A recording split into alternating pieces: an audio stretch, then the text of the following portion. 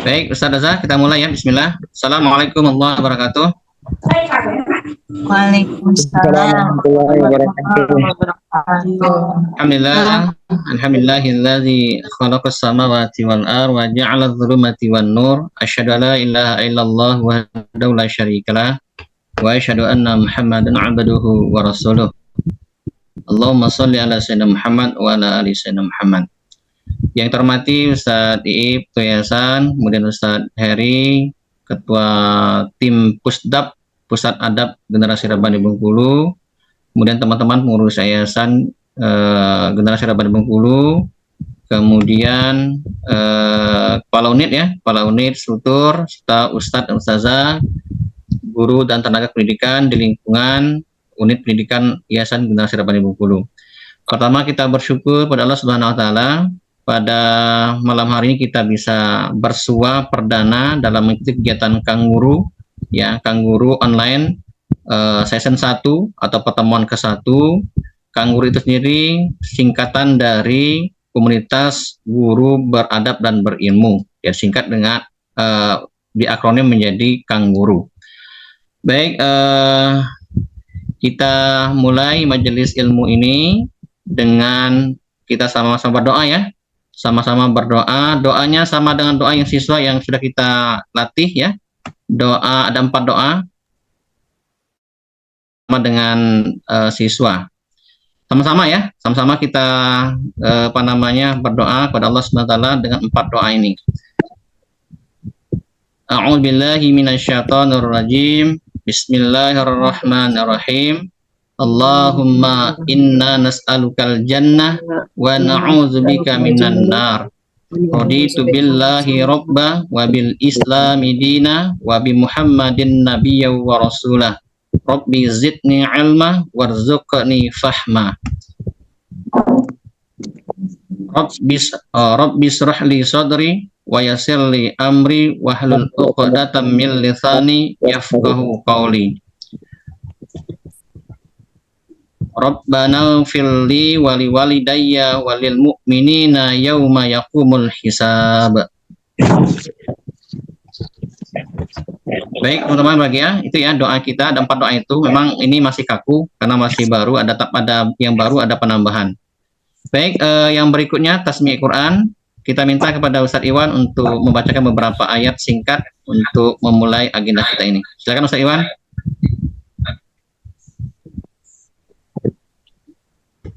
Assalamualaikum warahmatullahi wabarakatuh. Waalaikumsalam warahmatullahi wabarakatuh. A'udzu billahi minasy syaithanir rajim. Bismillahirrahmanirrahim. Tabarakalladzi nazzala al-furqana 'ala 'abdihi liyakuna lil 'alamina nazira. الذي له ملك السماوات والأرض ولم يتخذ ولدا ولم يكن له شريك في الملك وخلق كل شيء فقدره تقديرا واتخذوا من دونه آلهة شيئا ولا يخلقون ولا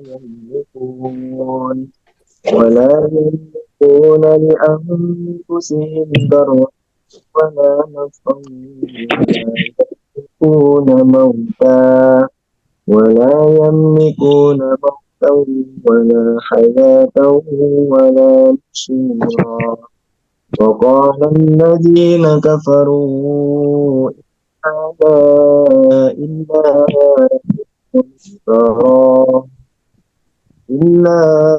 إفك افتراه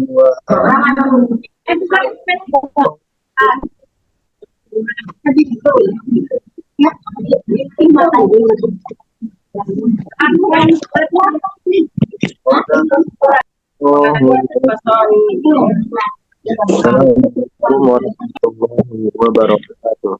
Waalaikumsalam warahmatullahi wabarakatuh. Baik, insyaallah Ustaz Iwan ya, mudah-mudahan dengan pembacaan tadi membuat hati kita lebih siap untuk mengikuti Kang Guru online pada malam hari ini. Teman-teman yang belum mute ya, mohon untuk di-mute-kan dulu audionya yang belum ya. Baik, agenda berikutnya yakni sambutan dikabarin dulu yang tidak hadir oleh kepala sekolahnya biar bisa dari awal. Yang bergabung baru 100 Ustaz. Baru bergabung yang 100, yang izin karena baru 1 orang. Ada Ustazah Winda karena ada keluarga kecelakaan sedang di rumah sakit. Ya, lanjut. Baik. Agenda berikutnya sambutan dari Ketua Pustab Pusat Adab Generasi Rabbani Bengkulu pada Ustaz Heri Rohadi, silakan. Bismillahirrahmanirrahim. Assalamualaikum warahmatullahi wabarakatuh. Yang kami hormati Ustadz Iip Arifin selaku Ketua Yayasan Generasi Rabbani, kami hormati Ustadz Eka Kurniawan Sekretaris Yayasan beserta para muaddib dan muaddibah yang dimuliakan oleh Allah Subhanahu wa taala. Yang pertama, alhamdulillah bersyukur kita pada Allah Subhanahu wa taala di malam hari ini kita bisa bertatap muka via online. Alhamdulillah atas anugerah nikmat bisa hadir pada majelis ilmu. Semoga ini bagian dari Tariqul Jannah, jalan kita menuju surga. Salam dan salam semoga tercurah kepada Nabi Allah Muhammad sallallahu alaihi wasallam, Muhammad wa ala ali Muhammad.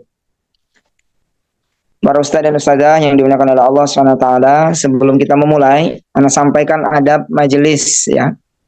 Dalam komunitas guru beradab dan berilmu, atau kita singkat akronimnya adalah Kang Guru. Yang pertama, ustazah mohon untuk bisa kita dalam kondisi suci, karena dalam majelis ilmu agar berkahnya kita berwudu sebelum hadir dalam majelis. Sudah semua ya berwudu. Yang kedua adalah luruskan niat karena Allah Subhanahu wa taala, karena mengharapkan ridha Allah Subhanahu wa taala. Yang ketiga, memakai pakaian yang pantas. Yang keempat, membuka video. Mohon untuk bisa membuka video semuanya. Jadi tidak ada yang tidak dilihatkan. Nanti mohon untuk semua struktur setiap unit untuk bisa memantau di unitnya masing-masing. Selanjutnya untuk mood ketika tidak diperintahkan berbicara. Yang keenam, jika ada udzur syar'i, misalnya ingin ke belakang, mohon untuk bisa raise hand ya, sebagai bentuk izin kepada pembicara. Yang selanjutnya memperhatikan materi yang disampaikan dengan penuh kesungguhan. Dengan cara yaitu mencatat materi yang disampaikan. Berikutnya memilih tempat yang pas untuk ikut majelis online, sehingga tidak terganggu majelis ini. Yang terakhir, nanti saat majelis ini tutup, mari kita berdoa untuk doa kafaratul majelis ya, untuk doa penutup majelis. Para ustaz dan ustazah yang dimuliakan oleh Allah Subhanahu wa taala, ini adab-adab majelis kita. Dan alhamdulillah ini pertemuan perdana dalam rangka untuk mengupgrade para muadib dan muadibah untuk kesiapan kita proses pengadaban dimulai dari hari Senin ke depan. Dan insya Allah dalam proses pengadaban ini akan kita lakukan sepekan sekali ustazah dan ustaz semua, para muadib dan muadibah semua, yaitu setiap malam. Nanti ini karena malam perdana, nanti kita buat jadwal, memang jadwal yang dipastikan kita bisa hadir semua. Karena perdana insya Allah kita menggunakan malam ini sekaligus launching, dan nanti materi pertama terkait dengan komunitas guru beradab dan berilmu. Yang kedua, para ustaz dan ustazah, diharapkan kehadiran kita di sini dalam rangka juga proses pengadaban. Maka dikuatkan sebagai fondasi kita dalam majelis ilmu ini adalah dengan menguatkan keimanan kita, tentu tadi yang disampaikan, diperhatikan adab-adabnya agar ilmu ini menjadi barokah, dan harapannya akan kita segera amalkan dengan melakukan proses pengadaban kepada murid-murid kita. Nanti insya Allah materi ini akan sama dengan murid kita, akan sama dengan orang tua, sehingga sejalan, sehingga sama tujuan kita.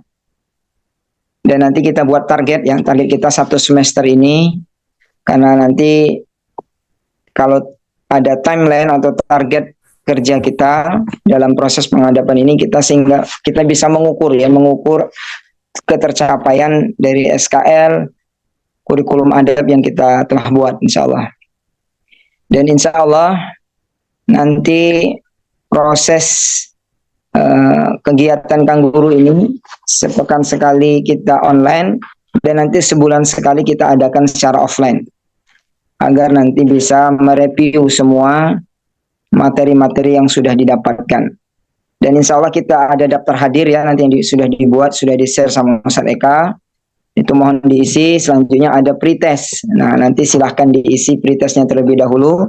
Insya Allah materi perdana ini akan disampaikan langsung oleh muadib kita, yaitu Ustadz Iib Arifin, insya Allah, selaku ketua yayasan. Dan nanti materi kita yaitu penyiapan kepada tazkiyatun nafs. Tazkiyatun nafs nanti akan terkait dengan urgensi sholat khusyuk, yaitu materi pertama yang akan disampaikan nanti. Insya Allah itu yang dapat Anda sampaikan. Harapannya para ustadz-ustadzah untuk semangat ya, untuk berikhtiar, mujahadahnya dikuatkan ya. Karena sungguh ada 2 syarat ya, amal-amal ini akan diterima oleh Allah SWT. Yang pertama keikhlasan, yang kedua karena ittiba pada Rasulullah SAW. Dan amal ini akan menjadi sempurna ketika ada mujahadah, itu yang pertama, kesungguhan. Yang ketiga, yang kedua yaitu bersegera. Jadi harapan kalau ada materi seperti ini segera untuk hadir, supaya nanti kita tidak tertinggal, insya Allah. Demikian dapat Anda sampaikan. Mohon maaf segala kesalahan, dan mudah-mudahan kita bisa lebih khusyuk untuk mengikuti materi ini. Bismillah, ini perdana. Mari kita bersama-sama mengucapkan lafaz al-basmalah bersama-sama. Bismillahirrahmanirrahim. Launching komunitas guru beradab dan berilmu Pusat Adab Yayasan Generasi Rabbani dimulai. Baik, demikian yang dapat Anda sampaikan. Pada Ustadz Eka disilahkan.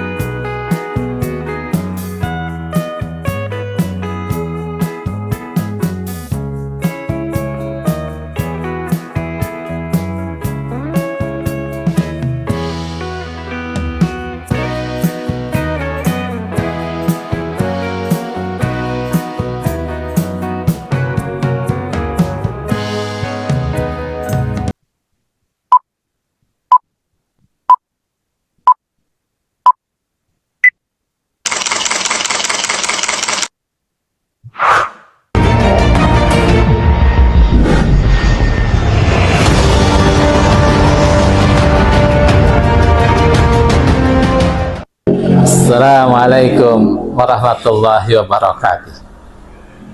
A'udzu billahi minasyaitonir rajim. Walakin kunu rabbaniyina bima kuntum tu'allimunal. Cukup ya? Sudah siap Ustaz? Ustaz Ib, sudah siap? Sudah standby?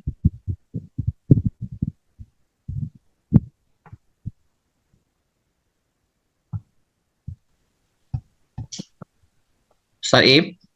Oh, iya. Ya. Ya. Baik, silakan Ustaz. Baik. Bismillahirrahmanirrahim. Assalamualaikum warahmatullahi wabarakatuh. Innal hamdalillah nahmadu wa nasta'inu wa na'udzu billahi min syururi anfusina wa min sayyiati a'malina. May yahdihillahu fala mudhillalah wa may yudhlil falan tajida lahu waliyan mursyida. Asyhadu an la ilaha illallah wa asyhadu anna Muhammadan abduhu wa rasuluhu la nabiyya ba'dah. Allah Ta'ala fil Qur'anil Karim. A'udzu billahi minasyaitonir rajim. Walakin kunu rabbaniyina bima kuntum tu'allimunal kitab wa bima kuntum tadrusun. Sadaqallahul adzim. Sadeka, saderi, juga kemudian seluruh para kepala unit yang hadir pada malam hari ini.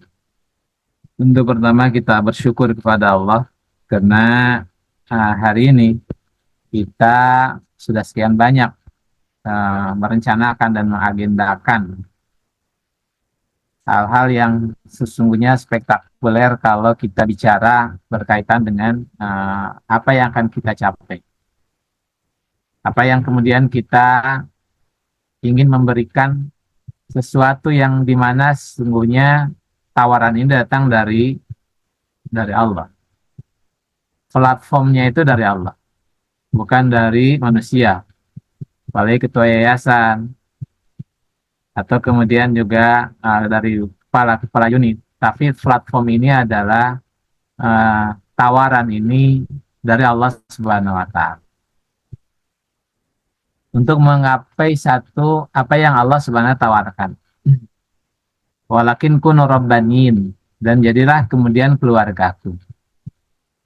Menjadi generasi-generasi yang dimana keluarga Allah itu tu'allimunal kitab wa bima kuntum tadrusun. Dia selalu kemudian dia mengagungkan Al-Quran, dan juga kemudian dia selalu berupaya juga untuk menyebarkan keagungan Al-Quran itu dengan ilmu-ilmu kita, dengan proses pengadaban yang kemudian hari ini kita berada di posisi sebagai muadzib. Nah, oleh karena itu, teman-teman yang dirahmati Allah Subhanahu wa Ta'ala. Nah, oleh karena itu, Allah Subhanahu wa Ta'ala yang memaksa kita, yang kemudian kita menjadi para pemburu tadi. Karena memang Allah Subhanahu wa Ta'ala memilih di antara pilihan-pilihan, hanya manusia tertentulah yang kemudian dia bisa memilih jalan yang telah Allah kehendaki itu. Dan itulah jalan para nabi. Nah, karena nggak bisa share ya, ini tertutup. Oke. Karena ini dulu. Inilah sesungguhnya jalannya para nabi. Sebagaimana yang kemudian juga dipesankan oleh Allah Subhanahu wa Ta'ala kepada kita. Oh, kenapa nggak bisa dipindahin?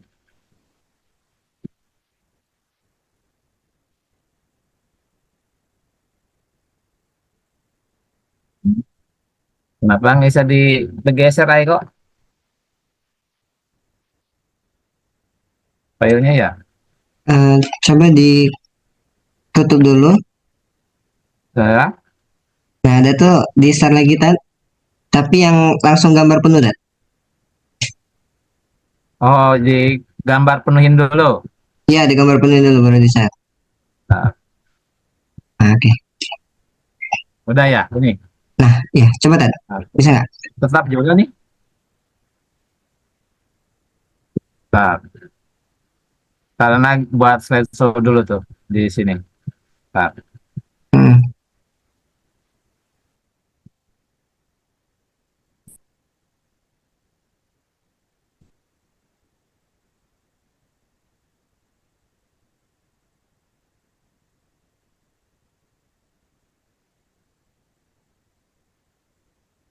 Udah ya, kelihatan ya? Penuh nggak layarnya? Penuh, Tat. Hai Kak. Penuh, penuh, Tat. Oh, Siap. Udah, ini kenapa nggak bergeser ya? Tetap juga nggak bisa di slideshow nih.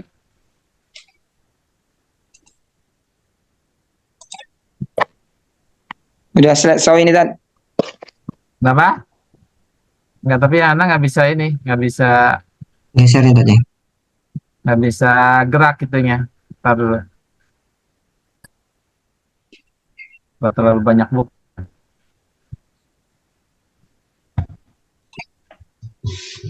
Nah, ya Allah.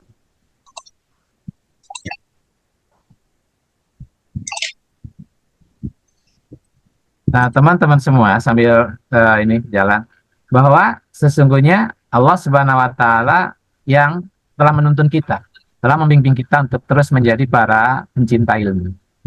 Dan kita akan memulai bahwa malam ini adalah malam yang dimana kita akan memulai sekaligus menjadi launchingnya dari apa yang ingin kita buatkan. Dalam konteks bagaimana hari ini kita akan menyiapkan nilai-nilai yang menjadi tawaran Allah Subhanahu Wa Taala. Maka jadikan ini adalah rencana besar kita, yang dimana dengan rencana besar kita ini Allah Subhanahu Wa Taala akan meringankan dan usaha-usaha yang sesungguhnya dengan usaha itu, kalau segini kelihatan ya. Kelihatan, Tat. Nah, Tapi dia enggak. cuman nggak bisa di slideshow nih. Nah, oleh karena itu, terus kuatkan janji Allah Subhanahu Wa Taala, siapa yang berniat satu kebaikan, lantas kebaikan itu dia amalkan, Allah akan mencatat 1 sampai kemudian 10, 70 dan tak terbatas. Dan itulah berkaitan dengan persoalan keilmuan. Nah, oleh karena itu, jadikan tekad kita mantala mababal ilmi ini. Barang siapa yang mempelajari satu bab dari ilmu, maka itu jauh lebih baik daripada usia kita 70.000 tahun. Yang selama 70.000 tahun itu, dia salat malam dan kemudian dia berjihad. Ini juga yang kemudian diingatkan oleh Muaz bin Jabal. Ta'allamuna ilmi fa'inna ta'lamuna lillah. Bahasa sesungguhnya Allah Subhanahu Wa Taala ingin menyampaikan, pelajari ilmu, karena kemudian itu adalah kebaikan. Dia adalah jihad. Dia adalah tasbih. Dia adalah pendekatan diri kepada Allah, dan juga dia adalah bagian dari pahala puasa kita.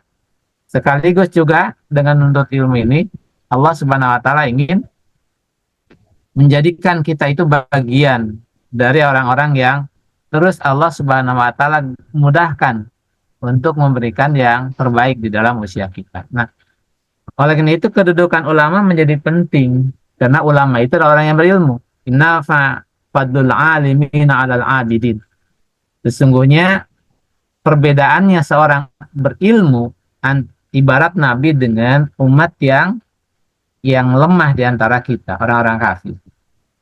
Ini juga yang kemudian mengingatkan kepada kita bahwa siapakah penghuni surga yang paling mulia? Para sahabat kemudian dia menyampaikan, siapa ya Rasulullah? Itulah para ulama.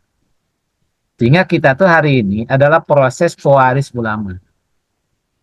Karena dengan keulamaan itu nanti kita akan khasyailallah. Rasul yang menyampaikan ilmu itu adalah pemimpin bagi amal, dan amal saleh itu adalah pengikut. Nah, teman-teman semua, Rasul juga menyampaikan sesungguhnya tidur dalam keadaan berilmu itu lebih baik daripada sholat malam dalam kebodohan tanpa ilmu. Ini beberapa motivasi-motivasi Allah Subhanahu Wa Taala dan Rasulnya kepada kita, yang mengingatkan kepada kita untuk terus menguatkan kondisi keilmuan kita. Bahwa kemudian talabul ilmi faridatun ala kulli muslimin, dan diwajibkan bagi kita muslim, baik yang kemudian faradah, faridah, dan itulah yang disebut dengan fardu ain yang dijelaskan, dan ada fardu kifayah. Nah, teman-teman semua, yang menjadi bahan renungan kita bahwa sesungguhnya Allah menyampaikan sesungguhnya keilmuan apapun yang benar dipelajarinya, apalagi kemudian ilmu berkaitan dengan persoalan agama termasuk sholat, maka pasti dia akan semakin bertambah hidayahnya, semakin banyak peran-peran amal-amal lainnya. Dan itulah yang kemudian hari ini kita akan memfokuskan. Kenapa kemudian dikala kita bicara hari ini bicara tentang muadzin, ya, orang-orang yang kemudian mengajarkan adab kepada para muadzib ini kepada murid-muridnya, maka itulah yang kemudian menjadi kunci perubahan dari sebuah komunitas dan sebuah umat. Oleh karena itu, Allah Subhanahu wa Ta'ala ingin menyampaikan proses perubahan dan perbaikan itu dari proses sucinya diri, sucinya jiwa. Sehingga Rasulullah pernah menyampaikan bahwa dalam tubuh itu ada sekerat daging, jika baik, baik pula seluruh daging itu, tapi jika rusak, maka rusak pula lah. Nah, sholat ini adalah induk dari proses pembersihan diri. Sampai kemudian seluruh perintah-perintah Allah selain dari sholat melalui perintah Jibril untuk sampai kepada Rasulullah dan kita. Tapi untuk sholat Allah Subhanahu wa Ta'ala yang langsung tidak mau melalui perintah Jibril, langsung melalui Allah menunjuk dan mewajibkan kepada Rasulullah. Nah, oleh karena itu, bagaimana Imam Ghazali dikala dia hidup, persis kehidupan masyarakat sosial kita itu seperti hidupnya kita hari ini. Bagaimana kemudian kerusakan dunia materialisme yang sedemikian merajalela. Demikian juga munculnya orang-orang yang kemudian Khawarij yang menjauhkan Islam dalam kehidupannya. Proses perubahan yang dibangun oleh Imam Ghazali adalah melakukan proses pembersihan diri, orientasi hidupnya, dan puncak untuk melakukan proses perbaikan itu melalui guru dan murid. Tapi dari mana memulainya? Maka proses memberikan qad aflaha man tazakka. Beruntunglah orang-orang yang membersihkan dirinya. Nah, teman-teman semua, oleh karena itu sholat yang agung ini, sebagaimana Allah menyampaikan bahwa kalau baik sholatnya, sholat baik pula seluruhnya, tapi kalau jelek, jelek juga seluruhnya. Seluruh amal yang pertama kali dihisab oleh Allah adalah sholat. Awalul ilmi yarfa'u minal ardi usungun. Ilmu yang pertama kali diangkat dari bumi oleh Allah Subhanahu wa Ta'ala adalah kehusuan dalam sholat. Nah, tetapi bagaimana kemudian banyak sholat yang kita lakukan? Ya, apa yang membuat ketidakhusuan itu begitu banyak banjir terkait dengan cinta duniawi.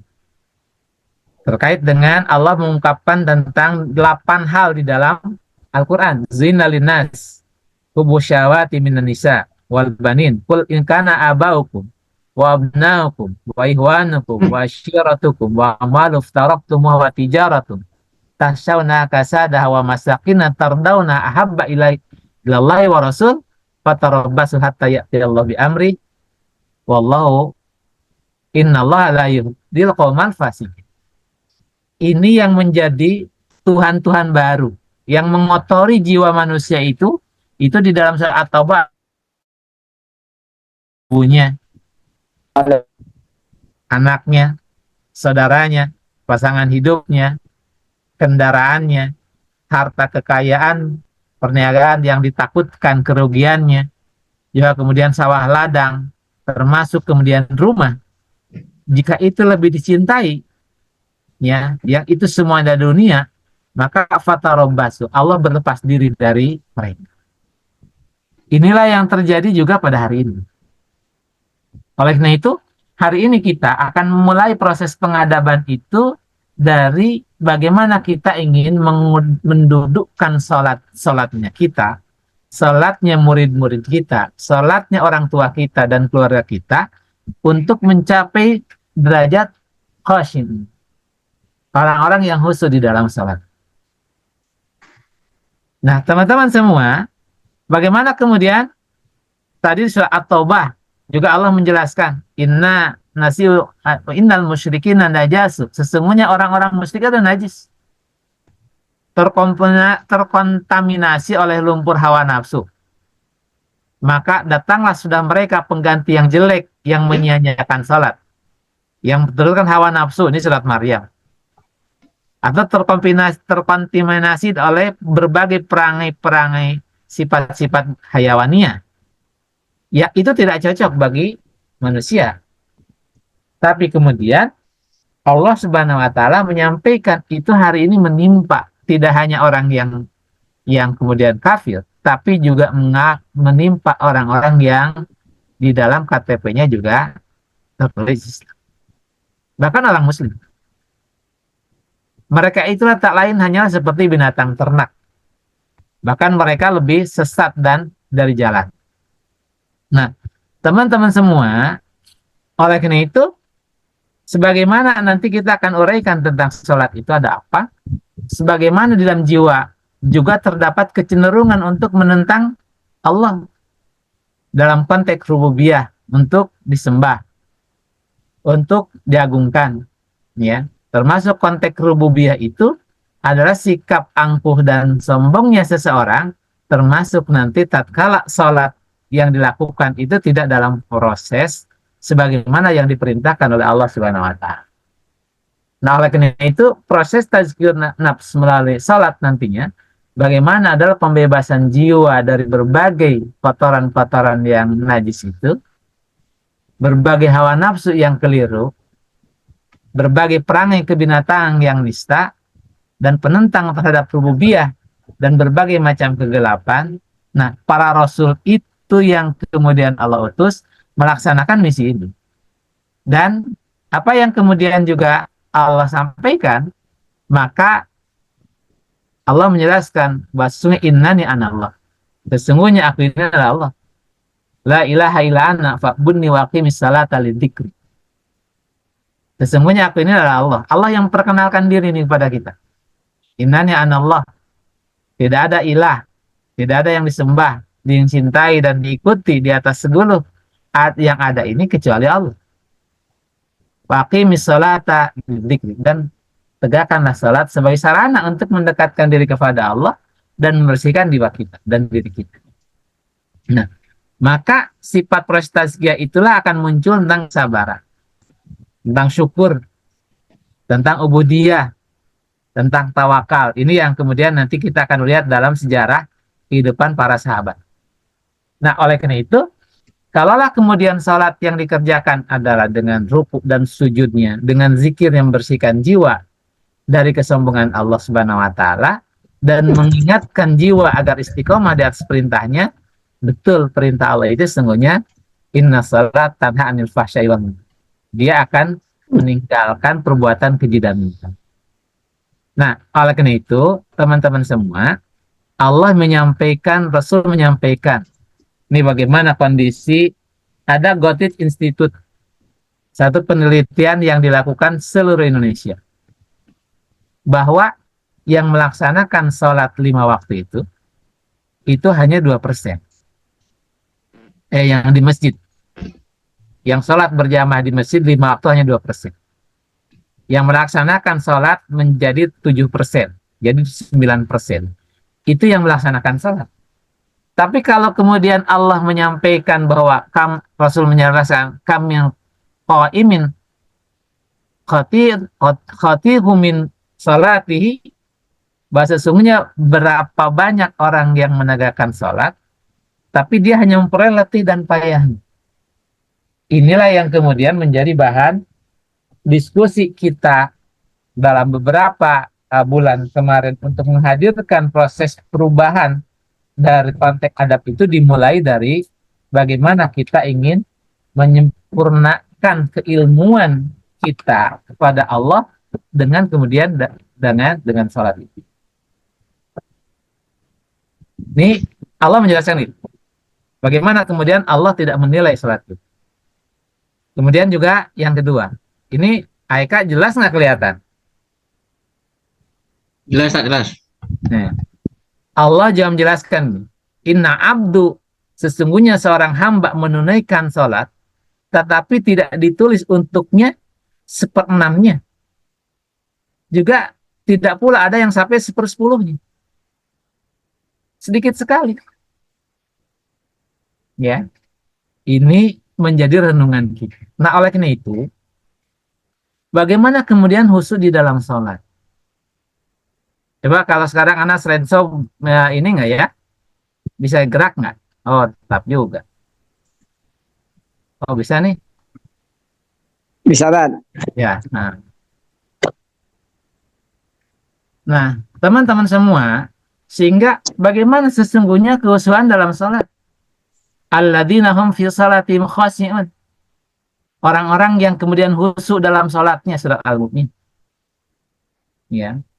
Oleh karena itu, apa sesungguhnya sholat yang akan kita kemudian juga terus kokohkan? Ya. Ini nanti kita akan mengajarkan semua selama 6 bulan ke depan ini, bagaimana untuk sampai ke derajat sholat khusyuk mulai dari kita. Sebagai seorang muadzin. Anak-anak juga nanti. Siswa-siswa kita. Suami pasangan hidup kita di rumah. Bagaimana caranya? Bagaimana memahami tentang syarat-syaratnya. Bagaimana terkait dengan rukun-rukunnya. Mulai dari niat dan seterusnya. Demikian juga bagaimana persyaratan sujud dan segala macam tertibnya. Apa yang bisa membatalkan sholat kita tatkala berbicara, makan, ini juga anak-anak kita gitu. Dan mengalami hadas dan seterusnya, ini yang juga akan disampaikan.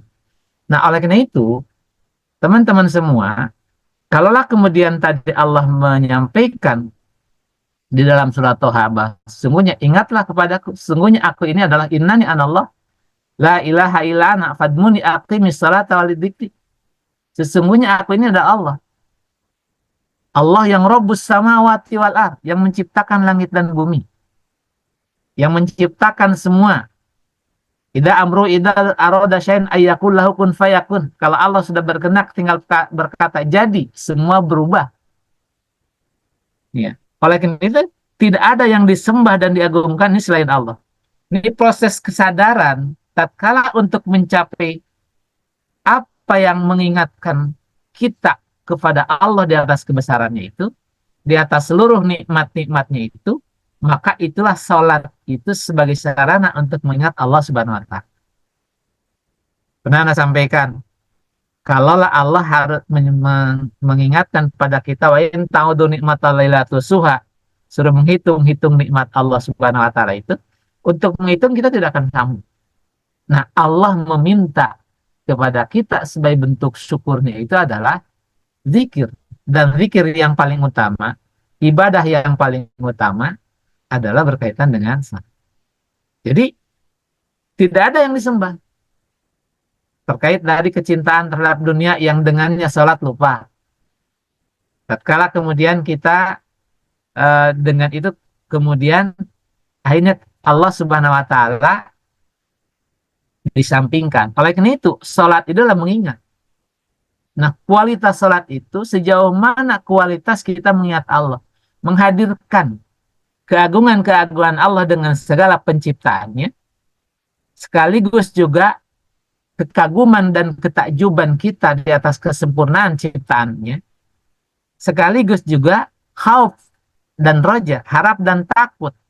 Dikala kemudian kita tidak termasuk bagian yang nanti dalam tasyahud akhir, bagaimana kemudian Nabi Muhammad mendapatkan doa keselamatan, assalamualaikum ayuhan nabiyyu, kemudian ya assalamualaikum ayuhan nabiyyu, dan kemudian Allah Subhanahu wa Ta'ala, Rasul menjawab assalamualaikum wa ala ibadil salim. Orang-orang saleh mendapatkan keselamatan dari Rasul. Nah, kita khawatir termasuk kemudian khaufnya itu seperti itu. Nah, oleh itu mengingat Allah harus mengenal tentang Allah, harus dekat dengan Allah, yang sesungguhnya jauh di atas semua. Ya, itulah yang banyak dilupakan dalam banyak konsep kehusuan. Jadi tentang ma'rifatullah, maka ini terkait dengan tauhid, yang tadi tidak mensekutukan Allah, tidak kemudian kufur kepada nikmat Allah Subhanahu wa taala dengan konsep rububiyah, uluhiyah dan seterusnya itu, inilah yang kemudian tentu menjadi konsep awal untuk mengenal Allah sebagai pola pikir, maka kemudian nanti membaca. Nah, salah satu nanti di antara kemudian kualitas bacaan kita dalam konteks sholat tentang Iqra, itu nanti menentukan tentang kehusuan kualitas sholat kita. Jadi mengingat Allah mengingat Allah itu harus dengan mengenal. Kalau hari ini kita misalnya ada satu yang kita kagumi, ya, atau misalnya yang kita hormati, presiden misalnya, lihat bagaimana proses pengamanannya. Itu baru level manusia. Atau ada SOP, kalau bupati mau datang duduknya harus begini. Itu manusia. Tapi yang kita hari ini, tatkala kita menyembah Allah Subhanahu wa taala, justru itulah yang menciptakan semua, yang nanti kata Allah, kullu man 'alaiha fan wa yabqa wajhu rabbika dzul jalali wal ikram. Bahwa kemudian tatkala seluruh makhluk termasuk malaikat nanti terakhir yang meninggal itu peniup sangkakala, Allah mengungkapkan di surah Ar-Rahman itu, kullu man 'alaiha fan wa yabqa wajhu rabbika dzul jalali wal ikram. Mana yang kemudian diagungkan itu, maka hari ini tidak ada yang kemudian menguasai itu hanya kecuali Allah. Justru umat Islam membuat konsep khusyuk, ya, sama dengan agama lain,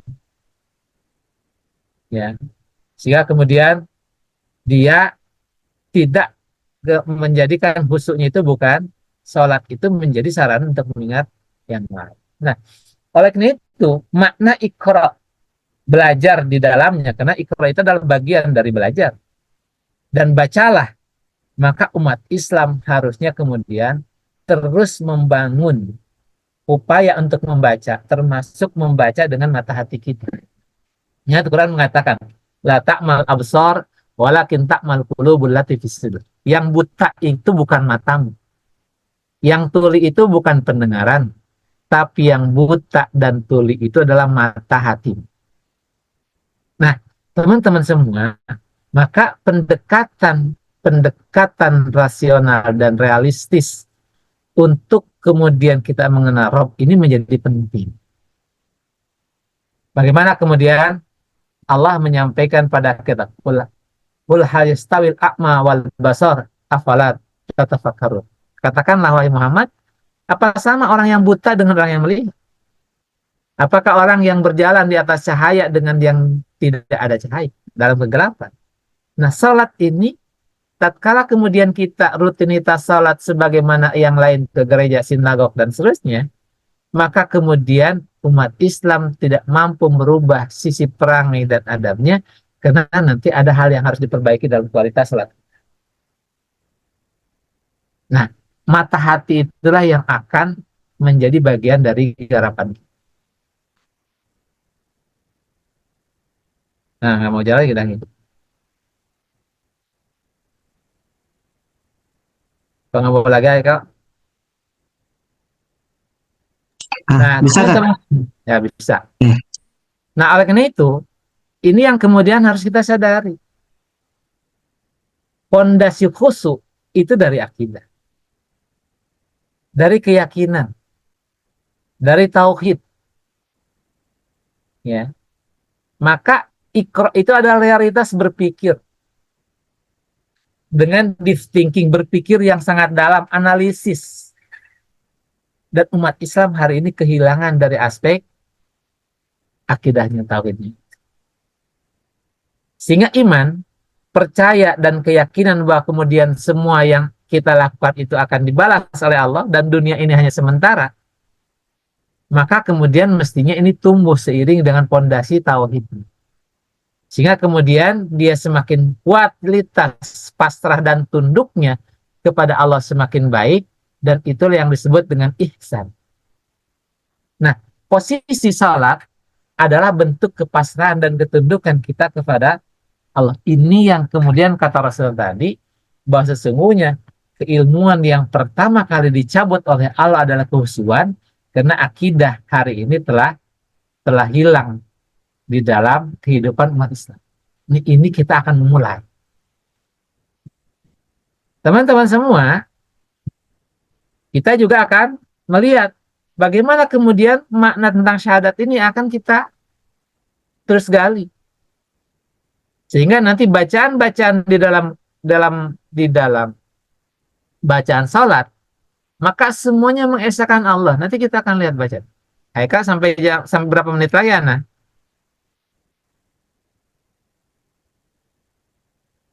Hairi? Sedeka? Baik, Ustaz. Berapa menit lagi, Ana? 10 menit, 10 menit. 10 menit lagi? menit. Oh gitu Ya, ya. 10 menit. Nah, oleh karena itu, teman-teman yang ini yang kemudian nanti ada kualitas pemahaman bacaan-bacaan salat menyangkut tentang mengagungkan Allah. Apakah kemudian aku meyakini ya Allah itu dengan 4 tauhid yang melekat di dalam rububiyah, uluhiyah, mulkiyah, dan asma wa sifatnya. Dan itu yang kemudian bacaan itulah yang ada di dalam Al-Quran, di dalam bacaan salat kita. Nah, pertanyaannya, proses pemahaman tentang makna syahadat ini yang kemudian menjadi tugas kita. Nah, oleh karena itu, teman-teman semua, bahwasannya, dikala kemudian kita hati ikro dengan baca syahadat itu, dia kemudian bisa melihat, dia bisa berpikir dengan mata batin kita terhadap tanda-tanda kebesaran Allah, baik alam semesta, hukum kausalitas dan sunatullah, ini tentu yang kemudian harus ditumbuhkan. Nah, sehingga yang mencintai, ya, kemudian dari alam semesta ini, seluruh makhluk hari ini, dia tidak ada yang kemudian melata kecuali dia adalah beribadah kepada Allah. Tidaklah bayang-bayang, dia juga zikir kepada Allah. Tidaklah pohon, daun yang jatuh di kegelapan malam, dia juga adalah makhluk Allah. Maka Allah yang kemudian yang menguasai alam semesta ini, yang menguasai, yang mematikan, menentukan, melahirkan, menghidupkan, menghiasi, menata, mengatur, memiliki, menciptakan adalah Allah. Sehingga mengembalikan kepada yang satu, Allah, tauhid rububiyah, ini jadi penting. Nah, hari ini kita belum sampai kualitas salat kita itu sampai ke tingkat di sini. Wassalam, dikala kemudian ya Bilal, hiburlah aku dengan adzan, karena sudah waktu ada. Bagaimana kemudian salat itu mi'rajul minal mu'minin, berlama-lamanya. Sementara kalau ada imam yang bacanya panjang, biasanya paling nggak disukai. Ya. Tapi kalau kemudian yang lama, yang sebentar, itu disukai. Walaupun Al-Quran barang siapa yang dibaca di dalam sholat, walaupun 3 ayat, itu sama dengan dia mendapatkan 3 ekor unta merah dan bunting. Nanti hadisnya akan kita lihat. Nah, oleh karena itu, keyakinan tentang tauhid rububiyah tadi yang disampaikan oleh Imam Ghazali dengan Said Hawa, hari ini rububiyah kepada Allah dalam konteks ibadah dan menciptakan itu yang kemudian hari ini kita perbaiki.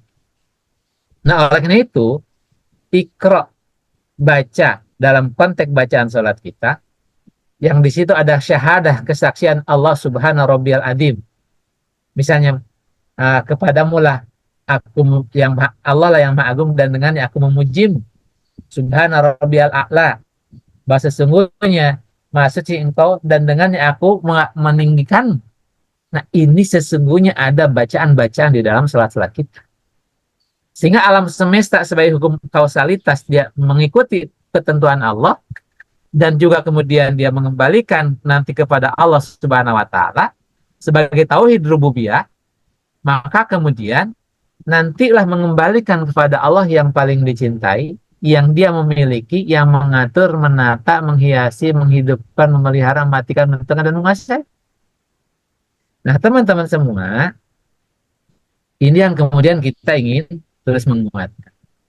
Nah, oleh karena itu, menjadi penting nanti ini karena terbatas waktu ya. Oleh karena itu nanti Allah Subhanahu wa taala dia memberikan dalam konteks sholat itu, maka Allah menata keseimbangan antara keseimbangan hati sebagai cahaya, yang dengannya kemudian dia akan menerangi akal, panca indera, dan kemudian sudut pandang materi itu adalah sebagai sarana pendukung untuk beribadat kepada Allah, maka petunjuk dari yang Maha mengatur, dan itulah kemudian agama melalui salat Id al-Adha. Nah, teman-teman semua, nanti kita akan sebentar ke sini. Dah bisa ya, kita mau ke bacaan sholatnya. Nah, zikir mengingat Allah, apakah zikir mengingat Allah, apakah mengingat itu mengenal? Ini tahap pertama. Ya. Maka kemudian yang berikutnya baru tahap kedua. Mengenal itu kalau dia pernah, kita misalnya kenal, kemudian hilang sebarang atau dengan teman karena udah lama ketemu. Tapi kita masih ingat kalau dia ketemu. Tapi kalau mengingat dalam step yang kedua, maka tingkatannya bahwa dia menyadari Allah itu selalu hadir di dalam setiap detak dari jantung. Demi Allah, dan milik Allah lah ya kerajaan langit dan bumi. Dan Allah Maha Kuasa atas segala sesuatu. Sungguh dalam penciptaan langit dan bumi, penggantian itu ada tanda-tanda orang-orang yang berakal. Orang yang mengingat Allah dalam segala upaya duduk diri berbaringnya itu, dan inilah tahapan implementasi dari pengingat yang berikutnya terkait dengan sholat. Makanya kenapa kata Rasul, ada satu surat yang turun malam itu sehingga aku tidak bisa kemudian bisa tidur lagi sampai kemudian dia sholat subuh, kecuali bacain ayat di surat Al-Imran 191 itu. Rabbana ma khalaqta hadza batila. Dia mengingat dalam banyak kondisi dan situasi. Nah, teman-teman semua, oleh karena itu proses ulul albab ini membaca alam semesta dengan analisa, dengan mata hati, dan merasakan kebesaran Allah dalam sholat tatkala kita Allahu Akbar, maka akan hadir keagungan Allah terhadap alam semesta. Keagungan Allah terhadap bagaimana nanti ada surga dan neraka. Itu. Nah, oleh karena itu, dari sinilah nanti kita akan menyadari bahwa alam semesta sujud kepada Allah. Langit dan bumi juga beribadah kepada Allah. Wa ma bainahuma, dan ada yang ada di dalam alam semesta. Maka Allah yang menciptakan, Allah yang memiliki, Allah yang mengatur alam semesta, dan termasuk kemudian kita di dalamnya. Nah, oleh karena itu, teman-teman, nah khusyuk ini nanti menjadi satu kata kunci yang harus kita terus kuatkan. Innani anau, innallaha wa inna ilaihi rajiun, itu sungguh kami dari Allah, milik Allah, dan sungguhnya kami akan kembali kepada Allah. Jadi alladzina yadhunnun, makna khusyuk dalam surah Al-Baqarah itu alladzina yadhunnun, dan kami kemudian yakin bahwa Allah itu selalu mengawasi kita kemanapun, termasuk dalam sholat. Jadi dia selalu kemudian dia terus menyampaikan kepada Allah. Nih ayat-ayat yang lain ya, kepunyaan Allah lah segala apa yang ada di bumi dan apa yang ada di dalam. Kemudian juga punya Allah lah apa yang di langit dan di bumi, dan sungguh telah kami memerintahkan kepada orang-orang yang diberi kitab sebelum kamu juga kepadamu, bertakwalah kepada Allah. Dan jika kamu kemudian kafir, sesungguhnya apa yang di langit dan di bumi itu hanyalah kepunyaan Allah. Ini lihat ayat-ayat ini. Bagaimana surah An-Nisa juga gitu. Ya, wahai manusia, sesungguhnya telah datang Rasul kepada yang membawa kebenaran dari Tuhan dan segala macam. Sungguh apa yang di langit dan di bumi ini kepunyaan Allah semuanya. Nah, tatkala kita membaca ayat-ayat Al-Qur'anul Karim, tatkala alam semesta dibentangkan, kemudian langit ditinggikan, kita itu pasti akan merasakan perbedaan kualitas salat kita karena kita membaca dengan pemahaman. Ini ayat yang lain. Apa kamu tidak melihat bahwa Allah menurunkan air? Punyaan Allah yang ada di langit dan di bumi tadi, menundukkan bagimu semua itu. Menciptakan dan menurunkan, mengeluarkan, menundukkan, dan segala macam. Ini juga ayat surah Al-Ibrahim. Kemudian proses berpikir khusyuk itu, siapa yang beri rezeki kepadamu dari langit dan bumi, atau siapa yang kuasa menciptakan dan pemilik? Hanya Allah Subhanahu wa Ta'ala. afala tattaqun. Maka kemudian apa kamu tidak bertakwa? Nah, oleh karena itu, teman-teman semua, karena terbatasan waktu, nanti kita akan lebih ada tatap muka offline, bahwa khusyuk itu adalah sama dengan tunduk karena berhitung akan pertanggungjawaban si Allah Subhanahu wa taala yang meminta. Ada ketundukan yang penuh seorang itu nanti kepada Allah Subhanahu wa taala. Nah, oleh karena itu, maka Allah Subhanahu wa taala memerintahkan sholat itu dengan khusyuk.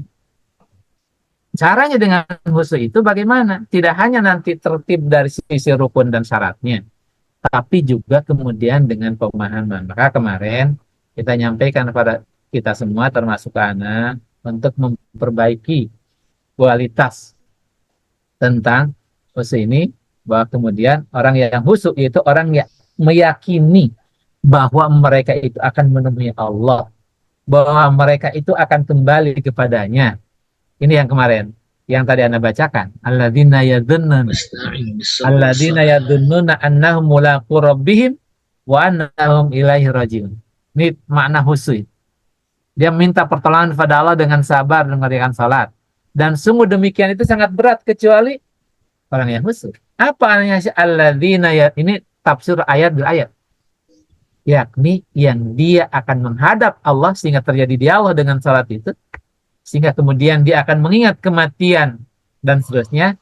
Nah, disinilah sesungguhnya teman-teman titik penghambaan hati dengan ketundukan dalam sholat ini, bahwa kita kebutuh pada Allah Subhanahu wa taala dengan cara berpikir sehingga kita sholat sabar sebagai kesatuan, kemudian berdialog, bertemu dengan Rabb Tuhan mereka, berpikir tentang tauhid rububiyah, memahami terkait dengan bacaannya.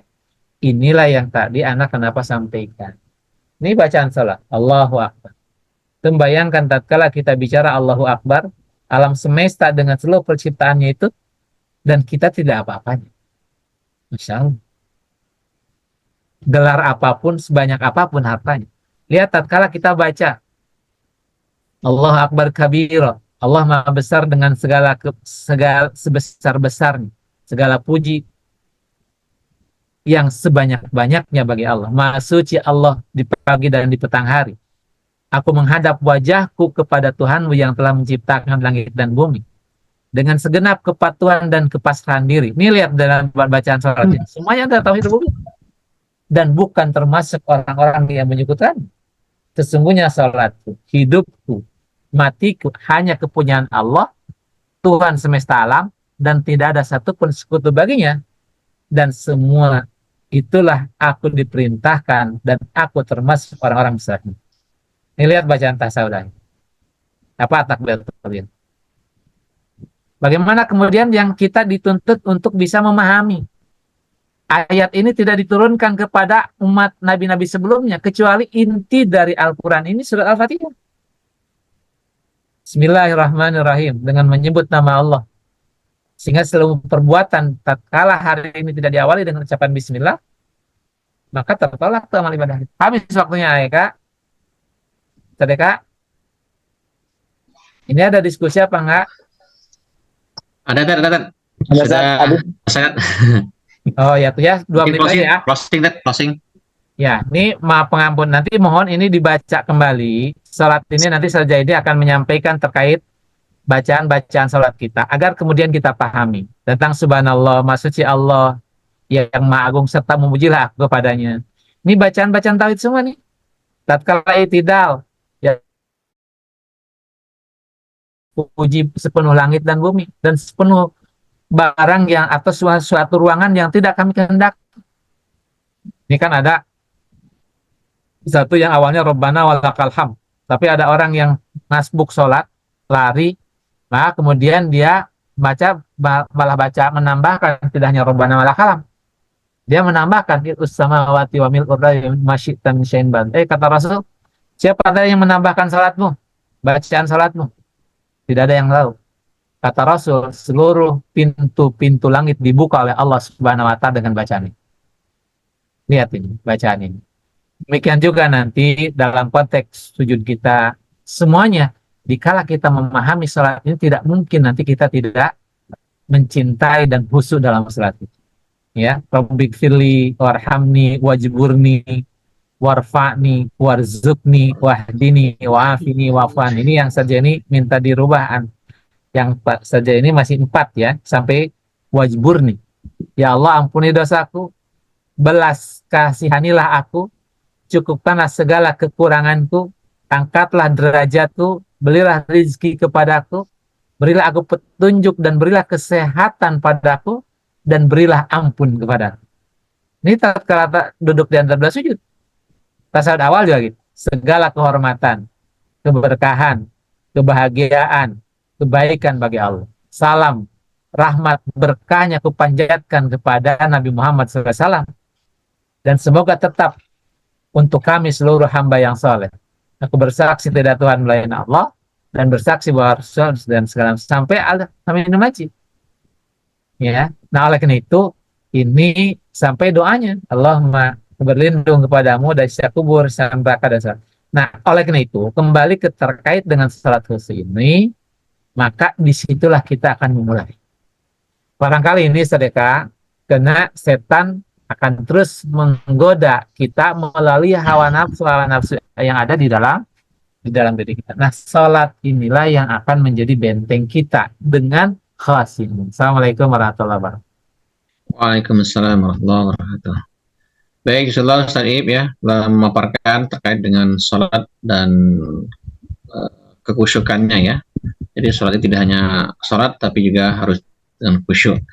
Baik teman-teman, karena kita terbatas waktu, silakan bagi yang ingin bertanya ya untuk boleh mengangkat tangan atau raise hand, atau boleh langsung, atau nanti boleh bertanya lewat chat ya, boleh juga ya. Boleh raise hand atau chat. Silakan teman-teman yang ingin bertanya. Atau tambahan dari Saderi, Sadzaini.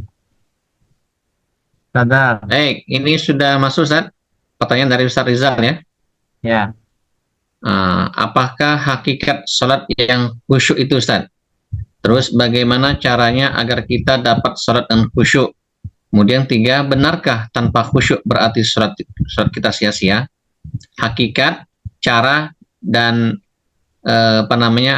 kalau nggak khusyuk apakah sia-sia sholatnya? 3 itu Ustaz. Di kolom chat. Ya. Baik, pertamanya hakikat dari sholat itu adalah ketundukan, kepasrahan diri kita kepada Allah Subhanahu wa Ta'ala. Maka itu yang harus didudukan pertama. Hakikat itu kenapa kita pasrah? Karena kita nggak memiliki tidak punya daya kekuatan, hanya kecuali Allah Subhanahu wa Ta'ala.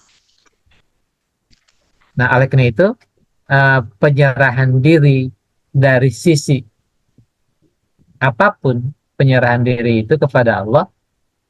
Dan tatkala kemudian kita sholat, walaupun imamnya misalnya dia tidak tamat SD sekalipun, karena yang diserukan adalah Allahu Akbar, kita akan itu. Nah, oleh karena itu, hakikat dari khusyuk adalah bagaimana kemudian ketundukan totalitas kita kepada Allah Subhanahu wa Ta'ala dan menghilangkan semua apa yang ada kecuali dalam bacaan-bacaan yang kita baca dalam surat. Makanya ada satu ulama, para sahabat, Muaz bin Jabal, dikala engkau masih tahu orang yang ada di sekitar kiri kananmu, maka sungguhnya engkau tidak khusyuk dalam salat. Sampai begitu. Sehingga dari situlah, walaupun ada fikih tatkala salat dengan kejam itu adalah makruh, tapi esensi semua hadis makruhnya itu dikala dulu sering tidur, paling malam, salat isya subuh tidur, makanya ada kenapa di karoha di makruh. Tapi kalau konteksnya adalah dengan pejam mata itu dalam menghayati ayat-ayat Allah dan itu meningkatkan kekhusyuan, sebagian ulama boleh. Dan anak ada merasa kekhusyuan itu kalau kemudian dalam sholat lebih kepada pejam. Apalagi kalau sholat malam misalnya lampu dimati. Nah, itu yang kemudian hakikat dari sholat ketundukan dan khusyuk itu adalah kita berdialog dengan Allah, berkomunikasi dengan Allah Subhanahu wa Ta'ala. Terus yang kedua, bagaimana kemudian kita khusyuk? Ini Imam Ghazali membeberkan. Tapi tadi yang paling terpenting dari semua ini terkait dengan keyakinan rububiyah tadi. Bahwa sesungguhnya kalau Imam Ghazali mengatakan kita itu berhutang kepada Allah Subhanahu wa taala. Maka dengannya kita kemudian berbuat baik. Sekaligus juga kemudian kita itu akan diminta pertanggungjawaban. Hasibtum an tadkhulul jannah. Kan di dalam Al-Qur'an Allah jelaskan dalam zikir kita kan. Asiban nas ayatraku ayyaqulu amanna wa hum la yuftanun. Ya. Apa kemudian kalau dibiarkan saja diciptakan itu dengan tanpa pertanggungjawaban. Ini pertama. Yang kedua, kata Imam Ghazali, untuk meningkatkan kehusuan itu, yang paling pokok adalah memahami hakikat sholat itu adalah menghadapnya kita kepada Allah. Makanya dalam hadis kan, as-salatu rajul minal ini. Kita tuh sedang berhadapan dengan Allah. Sedang ngobrol dengan Allah. Pada saat baca Quran, kita sedang membaca surat dari Allah Subhanahu wa taala. Maka kenapa kalau tatkala ada ayat-ayat yang berkaitan dengan azab, selalu Rasul meresponnya dalam hatinya. Ya Allah, jauhkan kami dari itu. Atau kalau ada ashabul yamin, ashabul yamin, terus simal juga kan, ashabul yamin orang yang dapat catatan sebelah kanan. Maka Rasul selalu menyampaikan, Allahumma ij'alna minhum. Jadikan kami kemudian bagian dari itu. Ini kan ada inti Allah tatkala Quran itu dibacakan. Tatkala kemudian di sebelah kiri Allah menjelaskan mendapatkan catatan, doanya Allahumma la taj'alna min, jangan jadikan kami golongan dari. Nah, arahkan itu ada dialog, ada komunikasi dengan Allah Subhanahu wa taala. Nah, arahkan itu ada kiat-kiatnya Imam Ghazali itu. Maka lebih awal datang sebelum adzan berkumandang. Sehingga kesiapan ruh lebih ada. Di samping tadi yang paling utama memahami bacaan-bacaan Quran, bacaan-bacaan salat. Nah, ini menjadi tugas kita insya Allah. Anak-anak juga kita akan bimbing bersama, belajar, anak juga sama. Terus meningkatkan kualitas salat kita itu. Terus yang berikutnya menjauhi hal-hal yang sifatnya dosa. Ya, yang kalau hari itu salat ada sesuatu pekerjaan yang belum tuntas, menjadi pikiran yang akan mengganggu dalam salat, tuntaskan dulu. Maka kenapa salat itu bisa ditunda? Salah satunya kalau makanan sudah terhidang. Karena itu akan mengganggu kehusuan, kan gitu. Nah, oleh karena itu, hal-hal yang mengganggu itu termasuk perbuatan dosa, pada akhirnya akan meningkat, menjauhkan dari sisi kehusuan. Nah, apakah kalau kemudian tidak khusyuk, salat tidak diterima? Allah a'lam. Tapi yang jelas hadis tadi memberikan satu warning bagi kita. Artinya kita tidak ingin. Kita ingin berusaha menjadi orang fasiun. Makanya kalau kita bicara fawailul lil musallin, kenapa engkau masuk ke dalam neraka jahim? Qalu lam nakum minal musallin. Karena kami dalam salat lalai dalam. Nah, salah satu lalainya itu salat itu tidak berupaya untuk mencapai ke derajat khusyuk. Nah, penjelasan wail itu kata Rasul, orang yang dimasukkan ke neraka wail itu giginya itu sebutir gigi itu sebesar gunung Uhud. Pundak kiri, pundak kanannya itu sejauh 3 hari manusia berjalan. Itu penjelasan tentang surat itu. Fawailul musallin. Nah, maksudnya kita akan terus berupaya. Tapi semua kita tetap harus optimis bahwa ibadah kita akan dikabulkan oleh Allah Subhanahu wa taala. Walaupun tadi tidak sampai 1/6-nya, atau bahkan kemudian tidak seperberapa tadi, dan juga tidak sampai 1/6, 1/10. Nah, mudah-mudahan diimbangin dengan dakwah kita hari ini kepada anak-anak. Wallahu alam. Mungkin itu, Sedeka. Satu lagi kan belum Ya. terjawab kan? Apa tuh? Kalau nggak khusyuk apakah nggak terima soalnya? Nah, itu tadi. Makanya bab terima atau tidak itu kan urusan Allah, ya kan? Tetap kita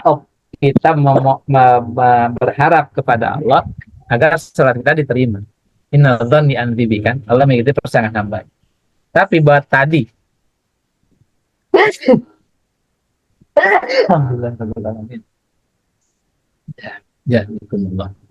Tapi tadi peringatan hadis tadi, sesungguhnya banyak orang yang sholat tapi dia tidak mendapat sesuatu dari sholat kecuali capek dan lelahnya. Nah, soal itu, ini kan challenge, tantangan dari Allah agar kemudian kita bisa lebih khusyuk, dan ini akan mengajak kita mulai dari muadzib kita. Makanya kenapa sholat itu menjadi kuncinya. Karena dari sinilah sesungguhnya proses tazkiyah yang paling sempurna yang diperintahkan oleh Allah itu dari sholat. Seperti apa sholatnya? Nah ini yang akan kita terus berproses menyempurnakan sholat. Jadi nanti Baik, ada baik, insyaallah Ustaz Rizal, Ustaz Iib, jawabannya mudahan mampu menjawab ya pertanyaan Ustaz Rizal. Yang berikut terakhir mungkin ada yang tanyakan? Ada Ustaz Ali ya. Ustaz Ali, Ciri-ciri. Ustaz Ali ini, Ustaz Ali dulu, Ustaz Ali, sejauh mana mengajarkan Ustaz khusyuk untuk anak-anak Ustaz? ya. Mungkin harus dilihat anak-anaknya itu dari level apa Usianya. namanya? Dari level usia. Makanya kan kata Imam Ali kan ilmun auladakum syam'un 7 tahun pertama. Ajarkan anak di tahun 7 pertama. Ini kan kecintaan. Kecintaan kepada Allah, kecintaan pada Islam. Hal-hal yang membuat amazing gitu kan terkait dengan Islam itu. 7 tahun kedua baru.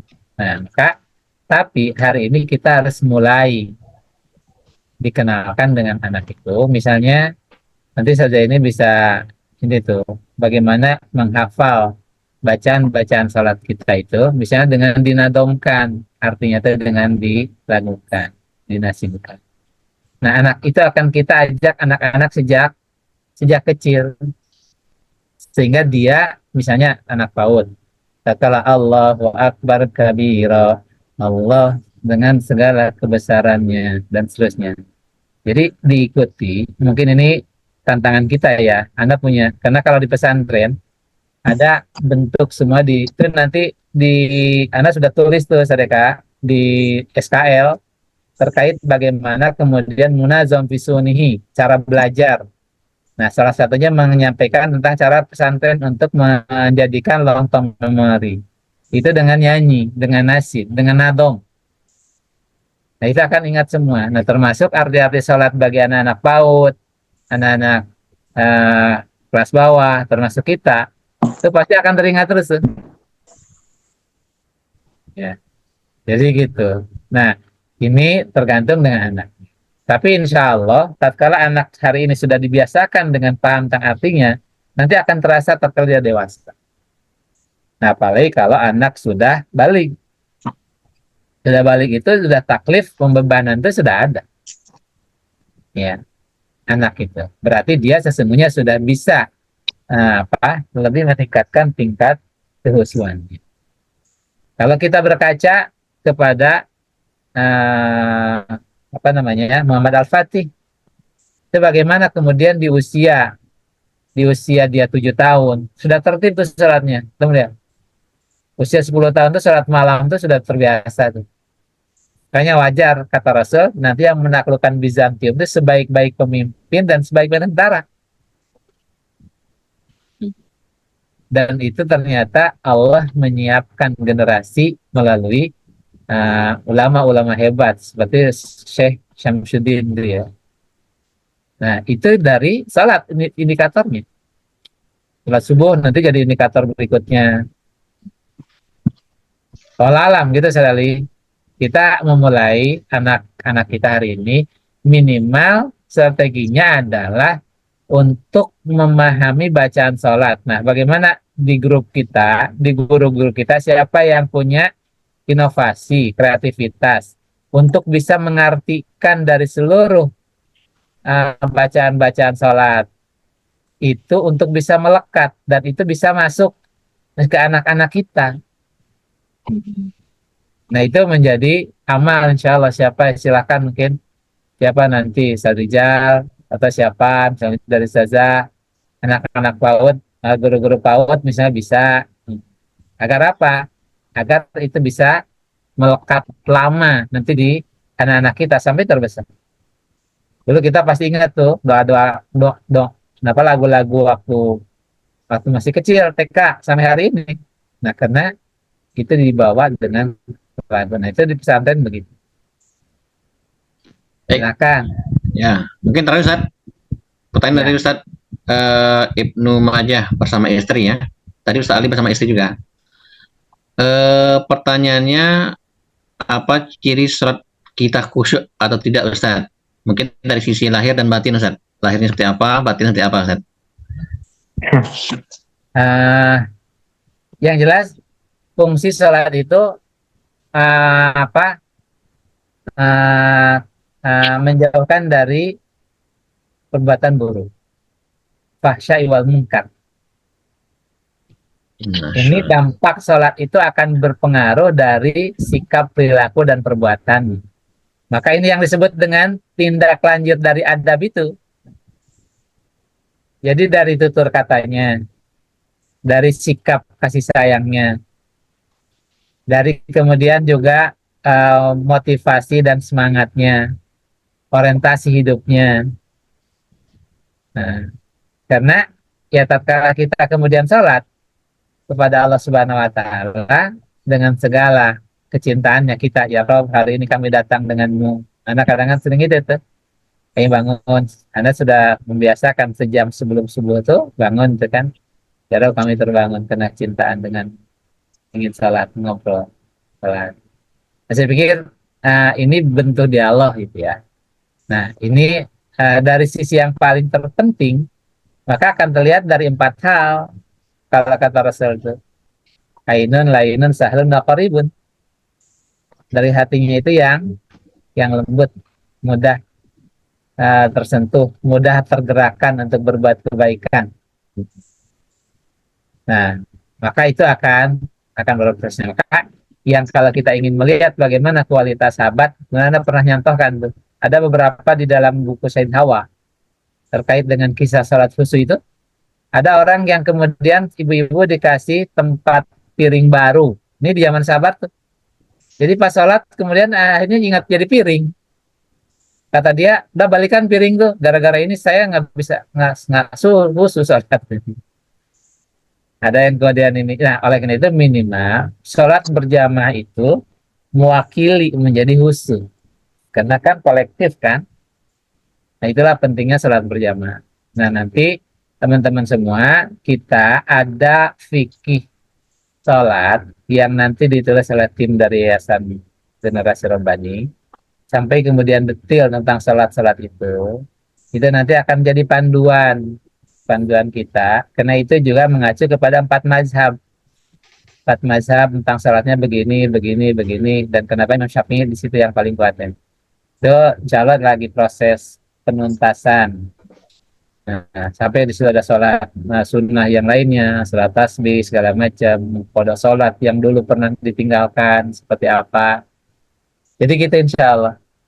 Nah, maka tadi poinnya, kenapa proses adab esensi dari adab itu adalah tazkiyatun nafs, membersihkan jiwa. Nah, pembersihan jiwa yang paling utama adalah dengan sholat. Nah, hari ini kita akan berproses menguatkan kualitas salat kita ke tingkat khasyuk. Jadi itu sedekah.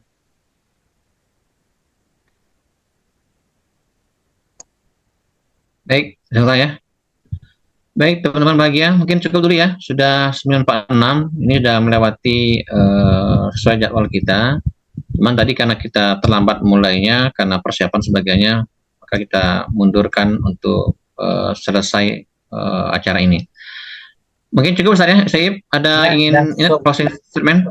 Ya, cukup ya. Jadi, Ustaz Heri ada yang sampaikan, Heri? Nanti tugasnya sedekah, jadi ke seluruh para ustaz-ustazah, nanti ada dan mengajarkan nanti ke anak-anak, mulai dari ustaz-ustazah, untuk bisa memahami terkait dengan bacaan-bacaan sholat.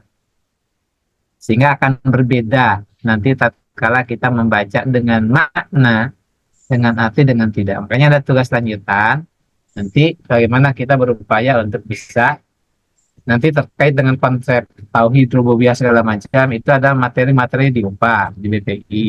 Nanti kita akan menguatkan di situ. Nah, sekarang ada tugas setelah itu ya kita sama-sama untuk membaca tadi dari yang di slide, mungkin nanti akan dikirim ke unit. Mungkin itu aja. teman. Jadi sampaikan bahwa untuk 6 atau nanti 1 tahun, nanti kita fokusnya nanti ke sholat ya.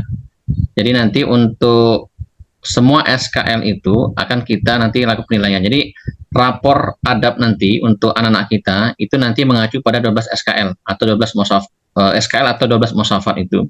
Nah, nanti program utama nanti untuk semua unit ya, itu nanti terkait dengan sholat. Ya, nanti goalnya yaitu terkait dengan kekhusyukannya. Nah, terkait matan, nanti matan itu akan kita tetap sampaikan ke anak-anak melalui sarana-sarana kultum ya, kultum, termasuk nanti mungkin robito dan sebagainya. Jadi untuk yang jadwal 2JP di mata pelajaran, di jadwal pelajaran itu nanti difokuskan untuk pengadapan adab kepada Allah terkait dengan sholat. Atau kalau dalam 12 musafat itu musafat sohihul ibadah ya, sohihul ibadah termasuk salimul akidah dan sebagainya. Itu kira-kira gambarannya. Nanti tadi sudah rapat kepala unit terkait dengan program itu ya, akan turunkan ke unit. Insya Allah buku sudah siap, Ustaz sudah menyiapkan terkait dengan panduan untuk sholat khusyuk itu. Nanti memang akan dipilah-pilah materinya sesuai dengan kebutuhan kita untuk anak kita ya. Baik teman-teman yang berbahagia, mungkin demikian pertemuan kita pada malam hari ini. Jazakallah atas kehadirannya. Insya Allah kita akan bertemu di pekan depan ya. Baik, kita tutup dengan membaca lafal hamdalah, alhamdulillahirrahmanirrahim, dan doa kafaratul majlis. Subhanallahumma bihamdika asyhadu an la ilaha illa anta astaghfiruka wa atubu ilaik. Demikian mungkin Ana sebagai moderator untuk kegiatan pada malam hari ini. Jazakallah atas kehadirannya. Mohon maaf kalau ada yang kurang. Oh ya, mungkin sebenarnya ini programnya ini dipegang oleh Ustadz Supri ya. Ana sebagai koordinator orang tua, Ustadz Heri Supri sebagai koordinator untuk pengadapan GTK. Cuma beliau kurang sehat, jadi belum bisa berpartisipasi. Demikian mungkin. Assalamualaikum warahmatullahi wabarakatuh.